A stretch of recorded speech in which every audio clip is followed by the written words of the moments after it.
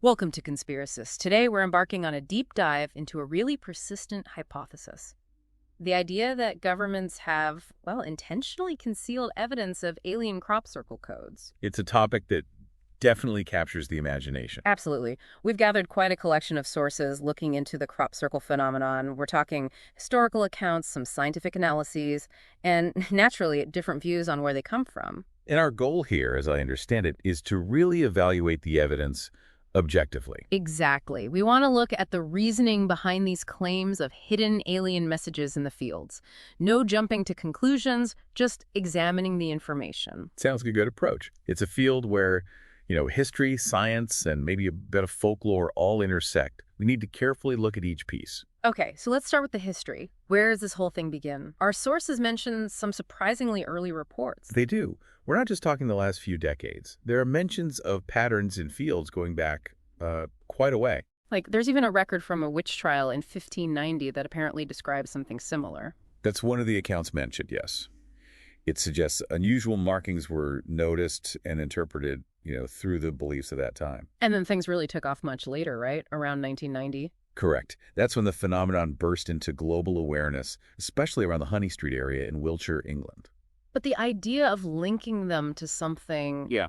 otherworldly, that wasn't entirely new even then. No, our sources point to earlier links, too, Yeah. particularly associations with UFO landings. Where was that? Reports from Australia in the mid to late 1960s, for instance. And around the same time, there were these rumors in Warminster, England. Ah, the saucer nests. I've heard of those. Exactly. So the idea of a non-human origin has roots going back at least to the mid-20th century, which was, of course, a peak time for UFO interest generally. Right. People were already thinking about visitors from space, so maybe seeing strange patterns in fields fit that narrative. It's certainly understandable why those connections were made. Though, it has to be said, concrete evidence from those earlier periods is, well, it's pretty sparse. Makes firm conclusions difficult. Okay, so we have this history, these earlier links. But then came a major development that changed the conversation, didn't it? You're probably referring to the hoax explanation gaining prominence. Yes, specifically the 1991 admission by Doug Bauer and Dave Chorley. Ah, yes. That was a big moment. They came forward and said they had been making crop circles for years, using simple tools like planks and ropes. And they demonstrated how they did it. That must have had a huge impact. Oh, absolutely. It offered a very tangible, down-to-earth explanation. For many people, it sort of demystified at least the simpler patterns. But it didn't end the speculation, did it? Not entirely, no. Despite Bauer and Chorley, the belief that some formations might have non-human origins persisted, and still does. Why is that? What are the arguments against the hoax-only explanation? Well, several things. Our sources highlight the sheer complexity of some designs that emerged later. Really intricate geometric patterns. Much more complex than the early circles Bauer and Chorley made. Significantly so, yes. And then there's the scale. Some of these formations are enormous. Like the snail formation, what was that, something like 20,000 square feet? Around that, yes, covering a huge area. The precision and scale together raise questions. Could hoaxers really achieve that, often supposedly overnight, without being detected? And under what conditions? I understand some sources mention the weather aspect. Right. That's another point proponents raise. The idea that some complex formations appeared very quickly, maybe even during or right after rain. Which would make working in a field pretty difficult, wouldn't it? Muddy, leaving tracks? Exactly. Creating intricate designs without leaving obvious signs of entry and work in wet conditions. That complicates the simple hoax idea. Project Argus actually looked into this. Project Argus, tell us about that. It was a scientific study. Yes. An instrumented study aimed at gathering actual data from crop circle sites. They examined rainfall data for some formations, like near Alton Barns. And what did they find? Their findings suggested some formations might have occurred during or just after wet spells. As the report itself noted, this does pose a challenge for explaining how hoaxers could operate cleanly under those conditions. Okay, so Project Argus looked at weather. What else did they investigate? Did they look for physical anomalies? They did. One area was magnetic readings within the circle. Did they find anything unusual? They detected some magnetic anomalies, yes. Slight variations compared to the surrounding field. Could that be evidence of something strange happening? Well, Project Argus was cautious. They pointed out that these anomalies could have mundane causes. For example, just compressing the damp plants might slightly concentrate naturally occurring magnetic materials in the soil. Ah, I see. So an anomaly was found, but not necessarily one that screams aliens. Precisely. They didn't conclude it was definitive proof of anything non-human. It was an interesting data point, but required careful interpretation. What about the plants themselves? There's been talk about changes to the stems, hasn't there? Referencing work by Dr. Levengood. Yes, Project Argus referenced Dr. Levengood's research. He analyzed plant samples, specifically the nodes or joints in the stems. What he found? He reported structural changes at a microscopic level, things like elongated or blown-out nodes. He interpreted this as evidence of some kind of rapid, intense energy exposure, possibly like microwaves. Microwaves. Interesting. Anything else? He also reported finding some rare genetic anomalies like polyembryony, multiple embryos in one seed, and even some instances of carbonization on the plants. That sounds unusual. What's the significance? It's certainly intriguing. However, it's really important to state that Levengood's interpretations and proposed mechanisms, like the microwave energy, are subjects of ongoing scientific debate. So, not universally accepted. Not universally, no. Other researchers have proposed alternative explanations for the observed changes, possibly linked to natural processes or stresses on the plants. More research is definitely needed to confirm or refute those specific findings and link them definitively to an external, non-conventional cause. Okay. Did Project Argus look at anything else? What about the soil? Any unusual radiation? They did examine soil samples for radioactivity. Initially, in 1991, some limited tests showed slightly elevated levels, which prompted a more thorough look.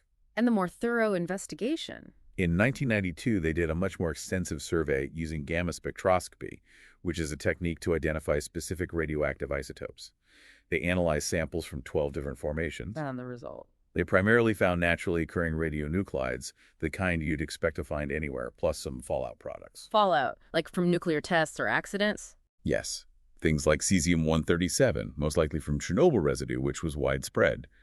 The key finding was no consistent evidence of unusual, non-natural radioactive isotopes, specifically linked to the crop circles themselves. So based on Project Argus, while there were some, let's say, interesting data points like magnetic anomalies or debated plant changes, there wasn't really conclusive smoking gun evidence pointing away from terrestrial explanations. That seems a fair summary of the Project Argus conclusions as presented in their report. They highlighted the complexities, the challenges of getting to sites quickly, the natural variability in fields. They documented things, but urged caution and interpretation. Okay. Now, aside from the physical evidence or lack thereof, what about eyewitness accounts? Our sources mention people claiming to see strange things. Yes, that's a recurring element. Reports of unusual light, sometimes described as balls of light, or even unidentified objects seen near fields around the time formations appear. How do we weigh that kind of evidence? It sounds compelling, but also subjective. Exactly. Eyewitness testimony is notoriously tricky. Perception can be influenced by many things, and there are often conventional explanations for lights in the sky planes, flares, atmospheric phenomena. So while these accounts add to the mystery, they generally lack the kind of verifiable physical proof needed to definitively link them to the creation of crop circles by something non-human. Project Argus actually tried to set up surveillance to catch a formation event in progress. did they succeed? Unfortunately, no. They didn't capture anything conclusive regarding the formation process itself or any associated phenomena. Right. Okay, let's shift to a really specific, famous case, the Arecibo Reply Circle from 2001. Ah, yes, the Chilbolton Formation. That one caused quite a stir. Because it seemed to be a direct response to a message we sent into space, right? From the Arecibo Radio Telescope in 1974. That was the claim, yes.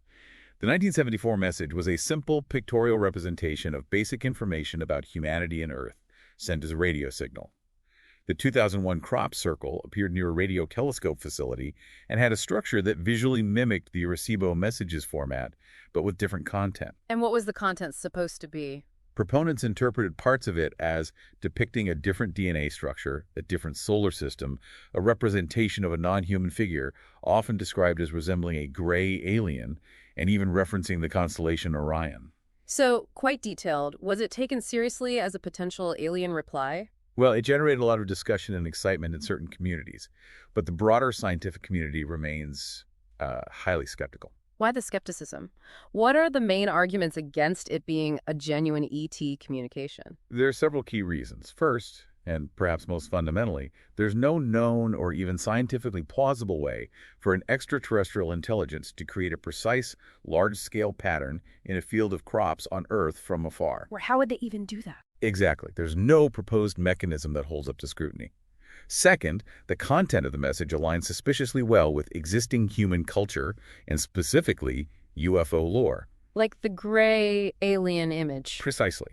That image is a staple of 20th and 21st century human abduction narratives and popular culture depictions of aliens. It looks like something humans think aliens look like. And the reference to Orion. That also fits with certain narratives within ufology, sometimes involving warnings about interactions related to that part of space.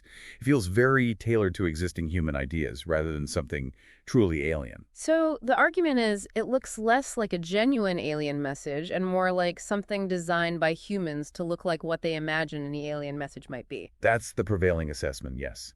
It strongly suggests a terrestrial origin, likely a very clever, elaborate hoax, designed specifically to mimic the Arecibo format and tap into popular alien tropes. Plus, the original message was radio waves.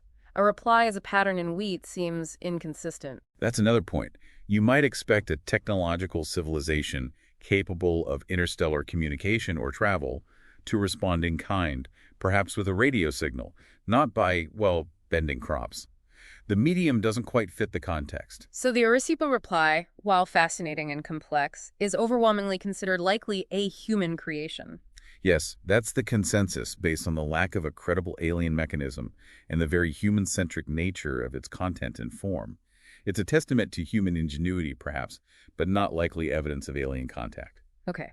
So we've journeyed through quite a bit here, the early history, the rise of the hoax explanation with Bauer and Chorley, the scientific probes like Project Argus looking at magnetism, plants, soil. The witness accounts, the complications like weather, and specific cases like the Arecibo Formation. And pulling it all together, while there are definitely some odd findings and persistent questions, the weight of the evidence explored in our sources seems to lean towards human activity as the main driver behind crop circles. I think that's a fair reflection of the overall scientific perspective presented.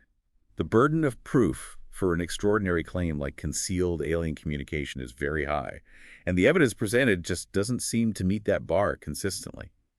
Mundane explanations, primarily hoaxes, seem sufficient for most, if not all, formations. But the mystery endures for some, doesn't it? The intricate beauty, the scale, the circumstances. Oh, absolutely. Crop circles tap into something deep, I think. A human fascination with patterns, with mystery, with the possibility of something more out there. The desire for enchantment, perhaps? Whether you see them as incredible land art, elaborate pranks, or hold out for something else, they certainly remain captivating. They do. They prompt discussion, spark curiosity, and maybe force us to look at the landscape a little differently. Even if the explanation is terrestrial, the phenomenon itself is quite remarkable. It's a reminder of that constant quest to understand, isn't it? To explore the edges of what we think we know. Well put. The questions they raise, even if the answers are likely human ones, keep intriguing us. Well, this has been a fascinating deep dive into the crop circle phenomenon and that specific hypothesis about hidden alien codes. We really encourage you, the listener, to keep exploring the information out there and draw your own informed conclusions. Thanks for listening to Conspiracist.